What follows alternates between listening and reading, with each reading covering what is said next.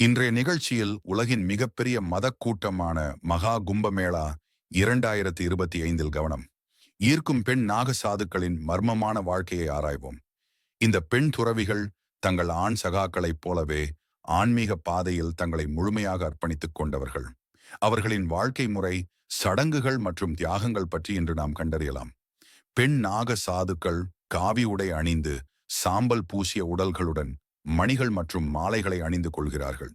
இவர்களின் உடை தைக்கப்படாத காவி துணியால் ஆனது. இதை காந்தி என்று அழைக்கிறார்கள். இவர்களுக்கு உடை மீது எந்த பற்றும் இல்லை, ஆனால் பொது இடங்களில் காவி உடை அணிய வலியுறுத்தப்படுகிறார்கள். பெண் நாக சாதுக்களாக மாற இவர்கள் கடுமையான சோதனைகளுக்கு உட்படுத்தப்படுகிறார்கள்.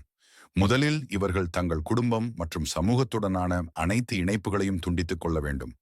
பின்னர் 6 முதல் 12 ஆண்டுகள் வரை பிரம்மச்சரிய விரதத்தை கடைபிடிக்க வேண்டும். இந்த காலகட்டத்தில் இவர்கள் குகைகள், காடுகள் அல்லது மலைகள் போன்ற தனிமைப்படுத்தப்பட்ட இடங்களில் தவம் செய்கிறார்கள். தீட்சை செயல்முறையின் போது பெண் நாக சாதுக்கள் தங்கள் தலைமுடியை மொட்டையடித்துக் கொள்கிறார்கள். இது அவர்களின் பழைய வாழ்க்கையின் முடிவையும் புதிய ஆன்மீக வாழ்க்கையின் தொடக்கத்தையும் குறிக்கிறது. இந்த தீட்சைக்கு பிறகு இவர்கள் நீண்ட முடியை வளர்த்துக் கொள்கிறார்கள். இது அவர்களின் ஆன்மீக வளர்ச்சியின் அடையாளமாக கருதப்படுகிறது. மகா கும்பமேளாவின் மிக முக்கியமான நிகழ்வுகளில் ஒன்று அரச ஸ்நானம் அல்லது ஷாஹி ஸ்நான்.